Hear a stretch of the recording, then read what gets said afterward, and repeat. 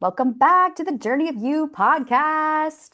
Okay, look, I know we're excited like every single episode, but for We're reals, like super this excited. was like super excited for this one. This episode, my friends, is all about winning the game of self-doubt, winning the game of self-doubt, right? Right? Like, look, self-doubt exists, okay? We all have self-doubt. Can we just admit it? Can we just all be on agreement that every single freaking person on this earth experiences self-doubt? But there's a way to win the game of self-doubt. And you know what? You want to know what the secret is? You want to know? It's What is love. it? It's love. It's love. It's love. It's love, you guys.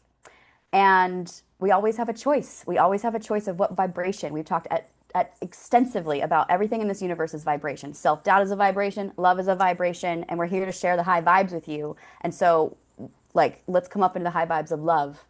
And that's where we've also shared that everything we're creating all the time, we're creating our lives. So we're either going to create more self-doubt or we're going to create more love, and we want you to win the game of self-doubt. So that's what today's episode is about. So looking forward to sharing it with you all. This is Joy, the Journey of You podcast. We're your hosts, Devin Chris, and Felicia. and we're here for joy. this podcast is your permission slip to reconnect to your inherent joy and to embrace it. Let's fill up the cosmic joy pot together as we dive into today's episode. All right. It's so interesting, self-doubt. And as Devin mentioned, we do all have it. We all have it in spades. And even when we're doing this work, we have it pop up on a daily basis and sometimes even a moment-to-moment basis, right? And it's how we choose, it's about how we respond to the self-doubt, right? So these are natural things that are going to show up in our lives. When we were younger, when we were children, our caretakers, our parents, we looked to them for what was good and what was bad. And when we learned how to look externally for that validation, for that sense of rightness and wrongness, that self-doubt was so naturally ingrained in us when we were younger. And this can be all consuming if we allow it, right? So if we feed that self-doubt, if we play into those stories, we're in that low vibration. And it can be quite difficult to get out of. And if we choose to identify it, as Devin mentioned, we're always creating that sense of self. And whether we do it consciously or subconsciously, it's happening. And so the thoughts that I have, the actions that I take, they're either feeding the self-doubt and fueling it, or they're moving toward that loving experience, that loving identity that is truth. Yeah. Right. And this is a choice. Right. When we live in that fear and that self-doubt, we abandon that truth. And we can really get lost in we've all been there, each and every one of us. From small situations to the largest traumatic situations, right? And we've talked about that ad nauseum in this, not ad nauseum, but extensively on this podcast. And that's why we're here, is to talk about all of those human experiences that we go through, and then how do we move through it with such grace and love, and it doesn't come back to truth. Yeah. I know this is gonna be weird, but I actually want to hone in on this nauseum word, because I've noticed as you said it, I was like, I've said this thing too. And you know what's nauseating is how consuming self-doubt is. You know what's nauseating is how consuming self-doubt is, especially when that's the only viewpoint we have. It is all consuming. And I mean, how many of us have had in self-doubt like anxiety and a squiggly feeling and like indigestion and like a nauseous feeling? Right? Like anxiety has a nauseous feeling. And so it's very nauseating to be in this all-consuming, this idea of there's no potential and everything's closing in on us. And so I actually wanted to lean into that word, because it's like I'm sure a lot of us have felt nauseous in like extreme places of self-doubt, right? I know I have. Yeah. Yeah, and I had to Google the meaning of ad nauseum, like the origin, right? So it is, this is where my brain goes. Go for it. Latin, and it means literally to sickness.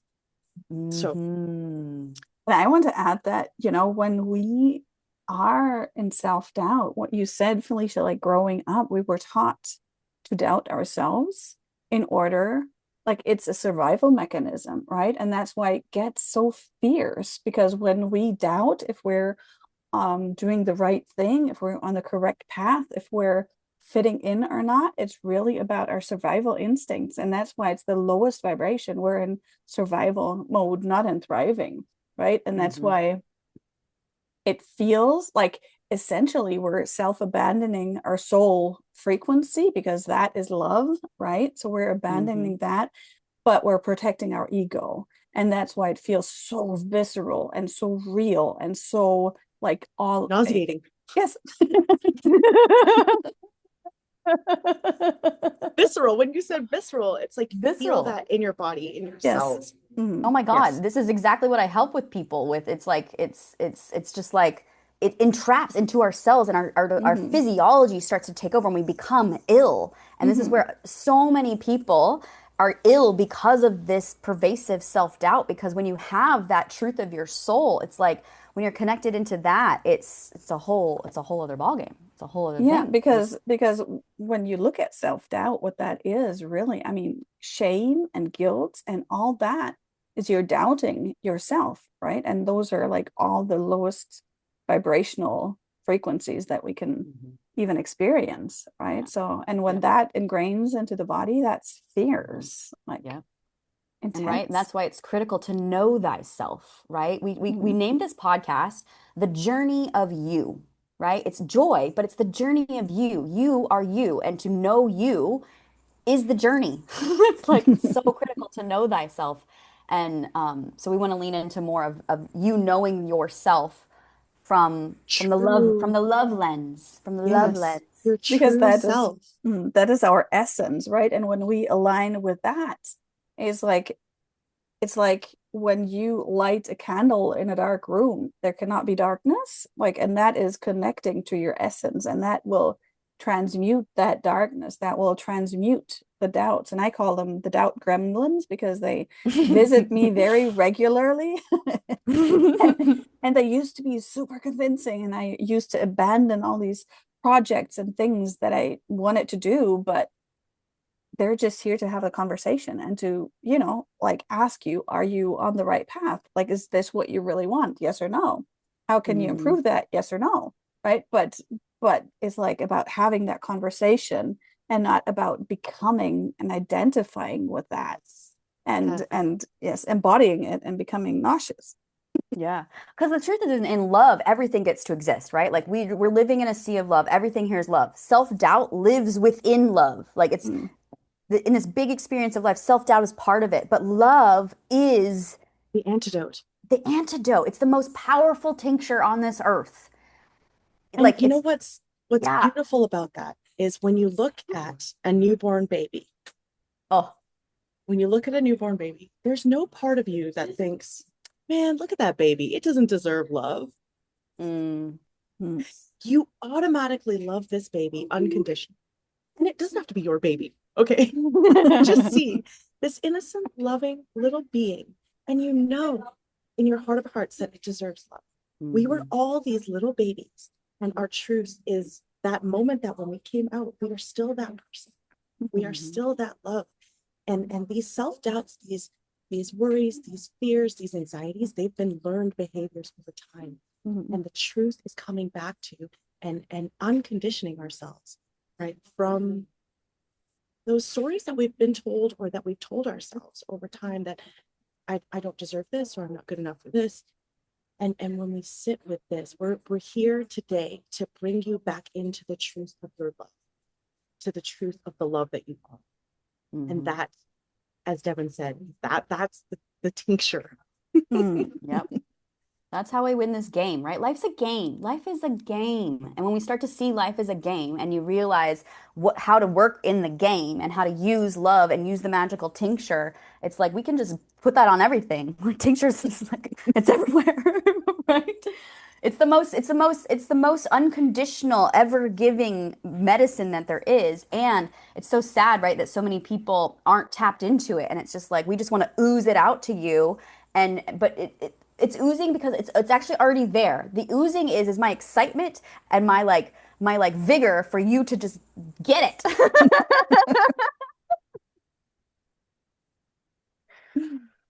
Right, Chris? Right? Absolutely. Absolutely. Mhm. So today we're celebrating Felicia. Yeah, we are. Talk about winning. Talk about winning, right? The title of this episode is winning this game of self-doubt. And our fabulous Felicia Wong, the Felicia Wong, won the Canadian team trials. Woo! Yeah. Let me find Yeah. out. There And we you are Oh, go. and we got to hear the story. We're going to hear the story as to her journey through. Remember, we always give examples of lived experiences. We are living this stuff, you guys. We are not just sitting here spouting bullshit, okay? We're living it. We're living it. And so, Felicia, will you please share with the glorious folks of your journey to win the team trials for Canada? oh The, goodness. the Okay. journey through self-doubt. The journey Yes. through self-doubt. This was intense. And what's funny is, you know, when we do this work, we expect everything to just be like, yay, it's great now, and I don't have tension, and I'm like, I've absolved myself of self-doubt. And that's not true. So because because unfortunately, when you do this work, you're still human. and fortunately, right? Mhm. The reason we're here on this earth, as we've talked about again on this podcast, is to live through all of the spectrum of all of the experiences that life has to offer, and then choose joy and choose that inherent natural self. So, with all that being said, I bowled the Canadian team trials. It was 3 days long, and we bowled 30 games in these 3 days. And it's a marathon, and it's intense, and you get very little sleep.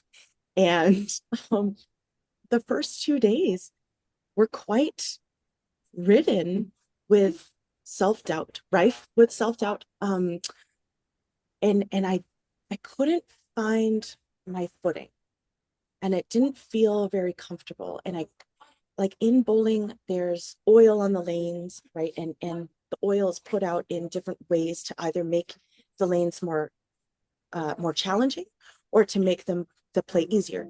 Think about like golf is always my example. Like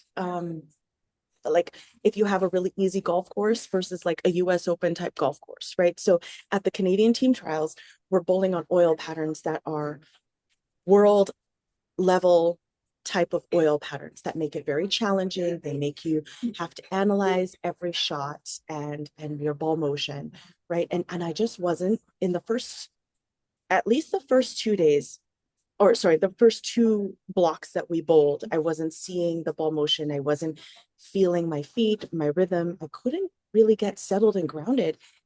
And then on the second day, it started to feel a little better. And toward the end of the day, um, I I don't know, like my back kind of spasmed or tightened up, and then I had these issues with my thumb. And as a bowler, it's like your thumb is one of the most crucial things if you throw the ball one-handed with a thumb. And and in the past, I genuinely think that I've had a lot of thumb issues because of self-doubt. So when you start squeezing the ball, you can create additional friction points, right? And when you get tight, when you feel like you're pushing, you're pressing, you need something, you need it so badly that you're trying so hard, and you create these additional points of friction, sometimes literally and metaphysically. Yeah. and, Uh-huh, and so my thumb blistered. And in the past, that's been a trigger for me as like, yeah, everything's going to shit. uh-huh. Downhill from here. Yeah, we're screwed. And so that evening I went home, and then we have one more day, and I was crying. I felt really lonely. Um, I, I called my husband, and I almost thought like, I want to go home. Like, I don't feel good about this. I don't feel like when I bowl, my intention is to enjoy bowling in my knowing. And Mhm. nothing was like that. Like, wait, I've done all this work. And leading up to it, I was feeling so great. I was feeling embodied. I was feeling calm. grounded. I was seeing the picture so clearly. I'm going to try to move the camera from I the was just gonna side. say you look very enlightened now. Right? Right. Okay. And so none of it felt like that for the first 2 days. And I got into that spiral of self-doubt. I'm the top 6 make the team. I've been barely hovering around 5, 6 place, maybe 7, 8, 9, 10 the whole time. Right. And everybody was very close in scores. And then at one point, I just took a deep breath. And I played the what if game. So if you've never played this game, right, your reticulator activating system in your brain is a meaning making machine. And whether you feed it positive questions or you feed it your negative story questions, it will look for this evidence that that is true. And so I said, I kind of threw a Hail Mary up. Didn't know what was going to happen. I was in this dark place, not super dark, but not what we talk about on this podcast. And I wrote the questions down. Like, what if my back felt good the next day? What if my thumb miraculously felt okay? And I actually envisioned like this invisible skin over it that like made everything feel like miraculous and like wonderful. And I said, what if I had this magical ball motion where my bowling ball perfectly matched up to the oil and all of these things that honestly in my egoic self, I was like, that's crazy. That's never happened before, right? Like you've experienced Doubting that. Doubting that. experienced these thumb Here's issues self-doubt. so many times, right? And so I just asked the questions and then I thought, okay, I'm going to write them out in my notepad on my phone because I need them physically somewhere. And the next day I woke up and I still didn't have like really good ball motion for the first 2 games, but now I'm feeling more settled. I'm feeling more grounded. I'm bowling as I feel like myself and in truth and in presence. And I'm like, okay, within me, there is the answer. And so I'm bowling with this end result in my mind, the fact that there is a knowing here, right? And I do talk to my coach and he helps me see the oil pattern in the way that is asking for it to be played that day. And the next 3 games, I shoot 270, 230, 230. And for context, the perfect game is 300. So these were big scores relative to the oil pattern of the field and how the scores were played. And I jumped myself up from 6th place to 2nd place. And that is pretty crazy. That's pretty crazy, considering that I wasn't even really in the building for the first half of the event, right? Or 75% of the event. And then I went on to bowl in the final matches and win those matches. And that was a feeling of embodying my knowing. And in those 3 matches, I was the most present I had ever been and the most in my knowing, making changes that I needed to without really needing to think it through. Mm-hmm.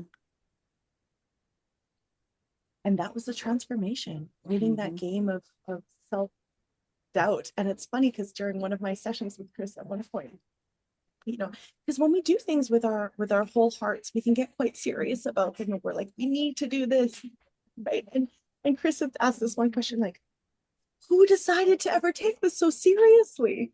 Like, it's a game, right? Devin said, life is a game. This can be applied to everything that we do in life, right? So here I am trying to be, at the top elite level as an athlete. And I'm taking it so seriously that it feels like life or death.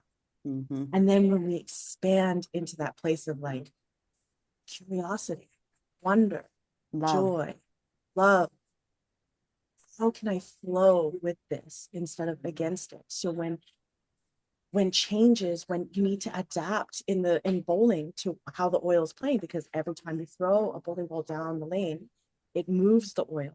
Every time you move to a new lane, when you throw it on a new lane, the lane has different nuances embedded in it. And I need to flow with it, not fight it or be angry that this is happening.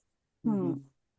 Right. And that was the key to unlocking this place of playing in this truth, in this alignment of that love and this, wow. Yeah. Mm-hmm. Right? It's just like to make it explicit, it's like you would love to win. You would love to win. Like despite everything going on, I would love to win. So what if my ball motion was magical? What if my thumb, right? Like the love of what you would like that attunement to the higher vision of I would love to win this dang thing. That's what where the wisdom comes in. So how do I get into that vibration again? Oh, what if I start asking those what if questions, right? And to tie that in for people. And then also too, like what I go back to is because like Felicia and I met 20 years ago, or 21 now at this point, right? In bowling is that she loves bowling. She loves the game of bowling. And so to tap back into my love for the game of bowling, and I just want to enjoy, right? Not just enjoy. Like it's so funny how that can be like a scapegoat thing of being like, yeah, I just want to, I love bowling. I want to have a good time. It's like, no, I love bowling and I would love to win this damn thing. Like And have fun doing it too. and have fun doing it. That is the crux. It's like, yes, we love winning. And what's even more important is that how am I being while I'm on my process to the journey of you, the journey to winning is like how I do the things, right? It's not what we do, it's how we do them. And what struck me also, what you were what saying. Struck you? So, I had a strike. Was that you kind of rose above saying, like defining it as good or bad. It just was, right? And when you become, when you lift yourself up to that, where you stop judging things and you're just in the moment and really like in your flow and doing it, then that's where magic happens.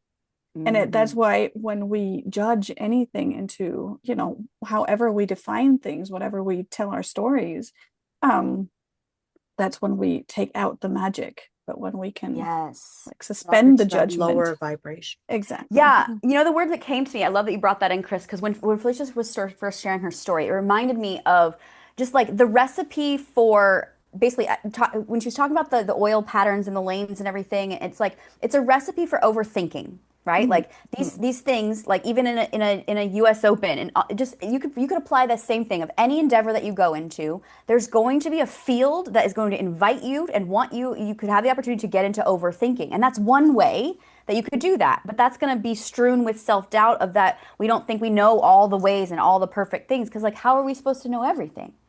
And up in this higher vibration of love, we know everything. We know everything. We have access to information that's beyond cognitive understanding. And when we allow ourselves to suspend our knowing, that's when the magic hits. And that's how, in this example, Felicia was able to say, what do I need right now? I need to get up here. I need to get up into these higher vibrations. And what tools do I have at my disposal to get me up there right now?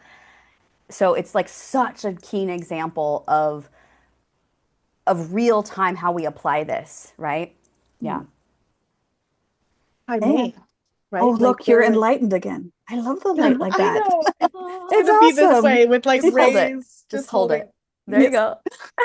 A little closer, a little closer. So this is going to get a little specific, but I was bowling in the tournament. And what you'll notice when you're in that place, when you're in the place of the high vibration, when you're in the place of anything is possible, everything is possible, you start to see options and things that weren't available to you before. So I remember in Chris's Truth episode, whatever episode number that was at this point in time, she had said our conscious minds have access to 40 kilobytes, bits of information, right? A second. And when we tune into our subconscious, it's like 400 billion. 400 billion. And so not sure of the numbers, but yeah, around there. Yeah, somewhere. We're not sure of the numbers. But it is of this magnitude, even if your logical mind cannot perceive or conceive that this is true. And so when I was in that state, certain things, like physical things, if I'm looking at my target on the lane, there would be a yes, look here, look at this path in particular. And then it becomes so much of your knowing that you trust it explicitly. Explicitly. Like you cannot see anything else. Implicitly. Look up those definitions, okay, people? Like, without a doubt. Without a doubt.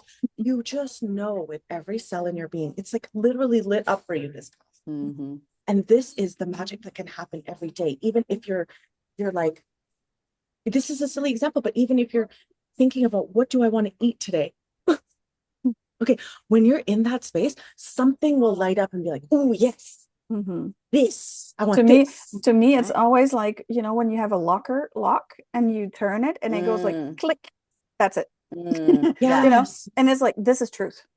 And it just has this visceral, not nauseous, visceral feeling where you just know this is truth and this is not truth. You know, and it becomes very, like when you work with it, it becomes very easy to discern. Discern. So what if you could do that for yourself? What if we have a little exercise to help you do that? What if we did? Oh, we do. Okay, cool. You ready? So I invite you to come into a space for this contemplation and for this journey through a lived example of this for yourself in this moment. So whether eyes open or eyes closed, whatever is safe and good for you. You know you. So I invite you to imagine a circle appearing before you. It's a bright, luminous gold circle, and that circle is your circle of self-doubt. And I invite you to step inside of that circle and immediately notice all that self-doubt, all those thoughts, all those feelings, all those vibrations. Notice how you see yourself. Know how maybe dark and dismal it does really get. It's okay. It's true. It's here. It's part of us. Let's look at it. You can look at this. And as you're standing in your self-doubt circle, I invite you to see how you see the world. See how you see possibilities. Do any possibilities exist? Are possibilities super limited? Notice how your mind may be activated, where you go to solve any problems or create possibilities. What tools do you have at your disposal here in your self-doubt circle? And then where do you feel it viscerally? Where does it show up in your body, this self-doubt? Where do you get locked up? And then what do you see your potential of unlocking yourself when you only have this lens? Got a good picture? It's pretty vivid, isn't it? It's real. Let it be real. This is how we move beyond it, my friends. So I invite you to take a deep breath in. And on the exhale out, we're going to imagine that circle melting away. Melting away. It's not that we want it to, it's like we're not resisting it. It's just we're going to move into another point of view. And then imagining before us is another bright, luminous golden circle. And this is your circle of love, your love circle. And you step inside of that circle. And notice immediately how you see yourself, others, the world. What do you love? What would you love? What potentials and possibilities are available to you do you see here? When you look through the eyes of love, what possibilities, what ideas, what nuances, what other perspectives, visions, and capacities do you see? How do you see your capacity to reach out to others, to find resources, to know what to do? And if you don't know exactly the step, you know the next step to get you to a next step. Take the time to really see and feel, where does this show up in your body? Where do you feel this love circle viscerally? And what if That's your place of knowing. What if this place within your body, within this love circle, this love that is the truth of your existence and essence, what if this is the way that you could view things?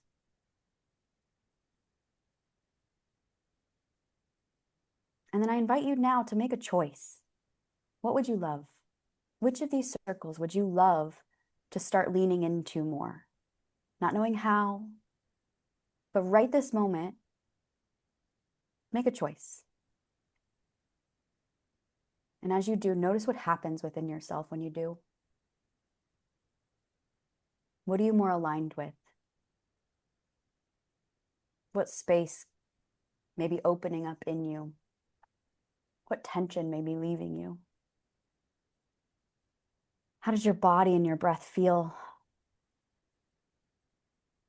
And as you feel that body and your breath, I invite you to breathe in and out. And then 2 more times in your own pacing and way, breathing in, breathing out. And then you can take your time if you're on the recording. You can pause here if you want some time. But we're going to slowly and gently make our way back so that we can share about our experiences together for your benefit. Who would love to share first? The enlightened Mrs. Wong. Okay. You go. What's so immediate when I step into the circle of self-doubt? It feels really tight in my chest and my throat. Like there's a disconnect between my head and my heart. And then I can't vocalize it because it's stuck. Right. And it feels like that tension is just pressing in. And it feels quite hopeless. And when I release that and turn around into that love, when I was brought into that circle of love, it was immediate in terms of that expansion and the ability to breathe and also hopefulness, right? That space that, wow, what if things could be possible? What if the way I'm thinking about this certain thing isn't the only way that it can happen? Right? And it's immediate how, wow, it's just immediate how that tension gets released. And how I'm so amazed by the wonder of how many things can be possible in that space of love, and how crippling the space of self-doubt is. Yep. And then how when you're in this space of joy, wonder, lightness, love, you can breathe. Yeah. Amazing. I know. Magic. Awesome. Sparkles. Sparkles. Yeah. How about you, Chris? Thanks for sharing, Felicia. How was your experience today? So when I stepped into the circle of doubt, it was like my monkey mind turned on the big chatter, like, and it was like I have so many projects floating at the moment, and I'm like, what do I focus on? What do I do next? How do I like? What is the priority? What do I do? What do I do? And it was just like pulling me into all these different spaces. And when I stepped into the circle of love, it was like, like peace and clarity. And it was so obvious. It was just 2 things. Oops. For anyone who's just listening and not watching the video, Chris has set off balloons. Balloons on Zoom. In the Zoom. However it did that. But one was to continue writing my book. And I found a channel who facilitates writing sessions, and she opens the portal of language into the infinite field of possibilities. And it's like, it's super, those sessions are super magical. So I'm just going to participate in that and expand time in there. And the second Mhm. thing that came through was to play a computer game called Baldur's Gate or something like that. That my that my colleague said, we need to play this. And I've never played, I can't remember ever playing a computer game like that. Mm. So, and it's on my bucket list. And Mm. I need to learn to play a computer game. And that came through today. And I was like, oh my God, that's such a waste of time. How am I gonna make time to play a computer game with everything that's going on? And this is what came through. Play that game. Yeah. Oh my gosh, it's because it's nonsensical the things that come through when we're in that space, Mhm. because it's like that is such a prime example, Chris, of like your wisdom knowing you need to get into the game in the play vibes. Mhm. So like go Mhm. play a damn game, get back up into the play vibes. Like stop taking it so damn serious. And it's one of my choices to play, right? And like, I don't have time to play.